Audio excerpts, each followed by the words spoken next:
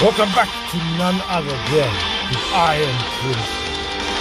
So, today I have for you another legendary summoning. Let's go! Vegeta, I want to see destroyed planet now. I want to see space pods going down. Kakarot, you go Super Saiyan. Vegeta, Cameo, there! I want to see clouds. I want to see that. I want to see you punching in the gut. I want to see gold, red, combination of everything in between. I want to see Vegeta now.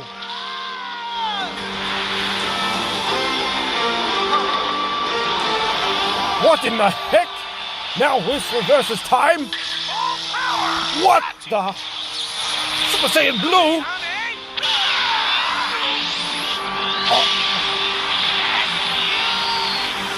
What is the sign I should play Dragon Ball? I'm not gonna lose it. Kakarot? Come on! Damn it! Don't make trouble! Fuck, what the hell? No! No! Allow me. Damn it! Change! Fuck!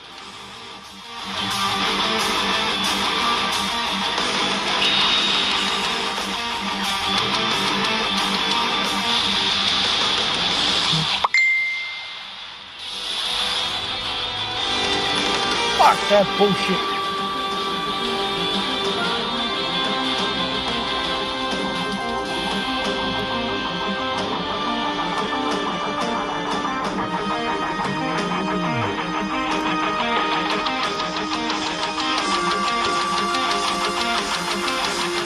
Never mind.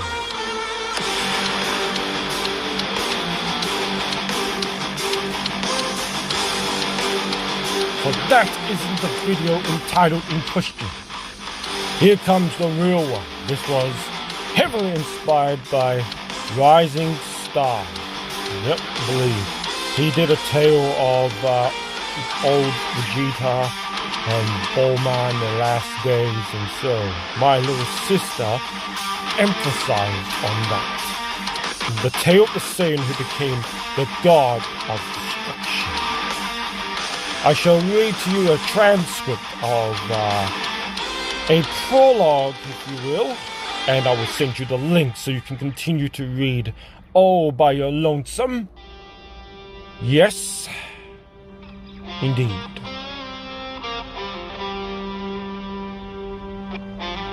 This fic is based on Rising Fist's video on YouTube, Vegeta and Bulma's final moments. This is the story of a Saiyan who became the god of destruction of his universe for the sake of his beloved wife as he awaits for her to be reborn in her next life. Immortality. Once upon a time, I arrived on this planet with a goal to wish for immortality, using 7 magical bowls known as the Dragon Balls that could grant any wish. My only wish was for me to enjoy eternal life fighting, getting stronger, and to rule the entire universe. I was a Saiyan after all, born to rule, fight, and destined to become the greatest warrior across the entire universe. I was a Saiyan prince, the most powerful of my kind. My kingdom and my people were destroyed by an evil tyrant I was forced to serve for years, who molded me into a cold and ruthless monster that, just as he was, I have killed countless of lives and destroyed numerous planets in his name during my younger years. I cared for nothing but my strength, power, and fearsome reputation. It was quite obvious that once I had my hands on my wish for eternal life, I would destroy this planet as celebration for my immortality. I planned to overthrow that tyrant once and for all, and replace him as the feared ruler of the cosmos. My evil plans didn't work out. During my conquest, I was defeated by a fellow Saiyan warrior who was sent on this planet for some reason, and he protected this planet as his home.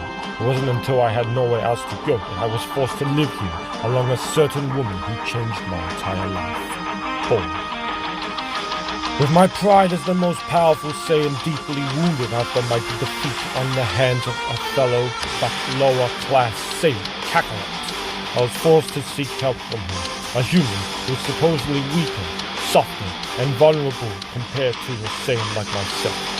To my surprise, despite her physical limitations as a human, she had a strong-headed personality, a fierce aura, a fiery will equal to that of my kind, and an unbelievable intellect that was considered to be a dangerous threat to the entire multiverse.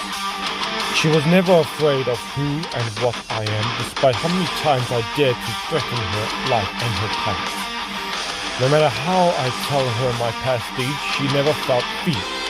At first I thought she was an idiot to trust me, a heartless monster. But then she pulled me with a mass greater than the earth. There was a law of motion stating that opposites attract. Yet, even if we came from different worlds, we realized we were actually alike. I remember falling uncontrollably for her, as if I was the apple that fell off the ground due to her gravity. And when I did, I felt my cold heart beating for the first time. She was my first love. Over the years, she was able to melt away my cold, hateful heart.